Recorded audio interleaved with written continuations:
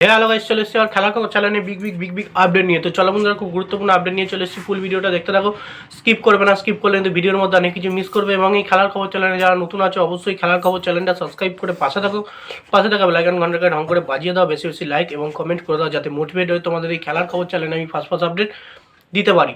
তো চলো বন্ধুরা, ফার্স্ট যে আপডেটটা নিয়ে কথা বলবো, খুব গুরুত্বপূর্ণ আপডেট। সেটা হচ্ছে এমবিএসজি শিবিরে ক্যাপ্টেন সুভাশিস বোসকে নিয়ে। সুভাশিস বোস যে ক্যাপ্টেন সুলভ খেলতে হবে, তাকে ক্যাপ্টেন সুলভ মনোভাব নিতে হবে, সেই কারণে কিন্তু সে কঠোর পরিশ্রম করে কিন্তু অনুশীলন চালাচ্ছেন।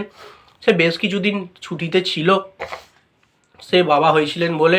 তো সেক্ষেত্রে এবার আইএসএল যে শুরু হবে তার জন্য তাকে নিজেকে তৈরি করতে হবে। সে সারা দিন পরিশ্রম করছেন এবং প্র্যাকটিসে কিন্তু অক্লান্ত পরিশ্রম করে কিন্তু প্র্যাকটিস করছেন, 100% নিজেকে দিচ্ছেন, যাতে সে ক্যাপ্টেনের জায়গায় ক্যাপ্টেনের মতনই পারফরমেন্স দিতে পারে। এবং তিনি জানে তিনি একটা বাঙালি প্লেয়ারকে সবসময় আরও ভালো পারফরমেন্স করতে হবে নিজেকে প্রমাণ করতে গেলে। তো সেই কারণে কিন্তু সুভাশিস বোস নিজেকে প্রমাণ করার জন্য নিজেকে 100% দিয়ে পরিশ্রম করছেন। কঠোর পরিশ্রমের মাধ্যমে কিন্তু অনুশীলন সারছেন। এবং আমি জানি সুভাশিস বোস এর আগেও কিন্তু প্রচুর পরিমাণে পরিশ্রম করে কিন্তু সফলতা পেয়েছে। অ্যাজ একা বাঙালি ক্যাপ্টেন হিসেবে মোহনবাগানকে প্রায় অনেকবারই কাপ জিতিয়েছেন, লিগ সিল জিতিয়েছেন। তো ক্যাপ্টেন হিসেবে সে পুরোপুরি সফল এবং তিনি চ্যাম্পিয়ন অবশ্যই, আর বলা বাহুল্যর কিছু আর নেই। তো যাই হোক, সুভাশিস বোসকে নিয়ে কিন্তু এই আপডেট ছিল। তো এবার নেক্সট যে আপডেটটা নিয়ে কথা বলবো, খুব গুরুত্বপূর্ণ আপডেট। সেটা হচ্ছে এমবিএসজি শিবিরের কোচ সার্জিও লোবেরাকে নিয়ে। এমবিএসজি শিবিরের কোচ সার্জিও লোবেরা কিন্তু একটা বড় বার্তা দিল, মানে ডার্বি নিয়ে কিন্তু একটা বড় বার্তা দিল। সে বলল, এই কলকাতা ডার্বি কিন্তু আমার চোখের সামনে অনেক দেখা। আমরা যখন ডুরান্ড কাপে যখন খেলা হতো দেখেছি, এবং আইএসএলে যখন খেলা হতো দেখেছি, যে মোহনবাগান ইস্টবেঙ্গল খেলা হলে জিনিসটা কি হয়, কতটা দর্শক হয়, কতটা উন্মাদনা হয়। তো এই জিনিসটা জানি। এবার কিন্তু আমি এই জিনিসটার সম্মুখীন হচ্ছি অ্যাজ এ মোহনবাগানের কোচ হিসেবে। ডার্বির মুখোমুখি হব, জিনিসটাকে আমি বুঝতে পারি। 50-50 সবসময় লড়াই থাকে, কেউ কাউকে এক চিমটিও জমি ছাড়ে না। সবসময় কিন্তু কোনো দল এগিয়েও থাকে না, পিছিয়েও থাকে না এই ডার্বিতে। তো যাই হোক, ডার্বিটাকে নিয়ে কিন্তু প্রচুর পরিমাণে বার্তা দিয়েছে, এই সমস্ত কথা বলেছে। প্রতিটা প্লেয়ারকে ডার্বির জন্য কিন্তু রেডি রেখেছে। আর সবথেকে বড় যেটা বলেছে সেটা হচ্ছে, ডার্বি মানে হচ্ছে সমর্থকদের নিয়ে সম্মানের লড়াই।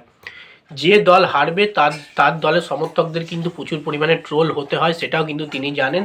সে বার্তাটাও কিন্তু তিনি দিয়েছেন, এমবিএসজি শিবিরের কোচ সার্জিও লোবেরা। নেক্সট যে আপডেটটা নিয়ে কথা হলো, খুব গুরুত্বপূর্ণ আপডেট। সেটা হচ্ছে ইস্টবেঙ্গল এফসি শিবিরের প্লেয়ার আনোয়ার আলীকে নিয়ে। তো এই আনোয়ার আলীর কেস কিন্তু আবারও অন হলো। তো বেসিক্যালি কালকে খবর সূত্রে জানা গেছে যে আনোয়ার আলী কেসটা নিয়ে অনেক দিন ধরে ঘেরানো হচ্ছে। এই কেসটাকে নিয়ে কোনো রকমই কিছু হচ্ছে না। এবার কিন্তু ফিফা নিজের হাতে দায়িত্ব নিয়েছে, এমনটাই কিন্তু মেল পাঠিয়েছে। এর আগেও কিন্তু এর আগে একটা মেল পাঠিয়েছিল। তো আনোয়ার আলী কেসটাকে নিয়ে এবার কিন্তু তারা খুব জরুরিভাবে দেখার চেষ্টা করছে, কাজ শুরু করেছে। মানে আনোয়ার আলী কি শাস্তি হতে পারে, আনোয়ার আলী কতদিনে সাসপেন্ড হতে পারে, তখন কি ভুল তিনি করেছিলেন, সেই জিনিসটা অনেক দিনই চেপে যাচ্ছে। তো সেই কারণে কিন্তু যেহেতু ফেডারেশন কেউ দেখছেন না, এআইএফএ কোনো রকমই কিছু নিচ্ছেন না, সেই ক্ষেত্রে কিন্তু অবশ্যই এআইএফের হাতে চলে গেছে। এবং এআইএফএ কিন্তু এই কেসটাকে আবারও অন করবে। এবং আনোয়ার আলীর মাথায় ভাগ্যে কি নাচছে সেটাই হচ্ছে সবথেকে বড় ব্যাপার। তাকে 2 বছরের সাসপেন্ড হতে পারে, এবং ইস্টবেঙ্গল এফসি শিবিরকে কত টাকা জরিমানা করতে পারে সেটাই হচ্ছে সবথেকে বড় ব্যাপার, হচ্ছে দেখার। তো যাই হোক, আনোয়ার আলীকে নিয়ে আপডেট ছিল। নেক্সট এবং লাস্ট আপডেট যেটা নিয়ে কথা বলবো, সেটা হচ্ছে এআইএফএ প্রেসিডেন্ট কল্যাণ চৌবের তরফ থেকে কবে শিডিউল ঘোষণা, পুরোপুরি কনফার্ম ডেটটা আসবে। তো বেসিক্যালি কালকে একটা আমি আশা করেছিলাম এবং আজকের ডেটও কিন্তু দিয়েছি। এটুকু শোনা যাচ্ছে যেটা, যে আইএসএল শুরু হবে ডার্বি দিয়ে, ইস্টবেঙ্গল মোহনবাগানকে দিয়ে। কিন্তু কখন কোন টাইমে পরপর যে কাদের খেলা আছে, যে সময়সূচি, সেই সূচিটা শিডিউলটা এখনো পর্যন্ত ঘোষণা হয়নি। সেটা কি আজকে হবে? আজ যদি হয় খুবই ভালো হয়, কারণ প্রায় জানুয়ারির মাসের আমরা শেষের দিকে চলে আসছি। ফেব্রুয়ারির 14 তারিখ থেকে খেলা, খুব শিগগিরই কিন্তু শিডিউলটা ঘোষণা করে দেওয়া উচিত। কারণ প্রতিটা টিম কার সঙ্গে কেমন পারফরমেন্স করবে তাদের নিজেদেরকে দেখে নিতে পারবে, সেরকমভাবে কিন্তু প্র্যাকটিস করতে পারবে।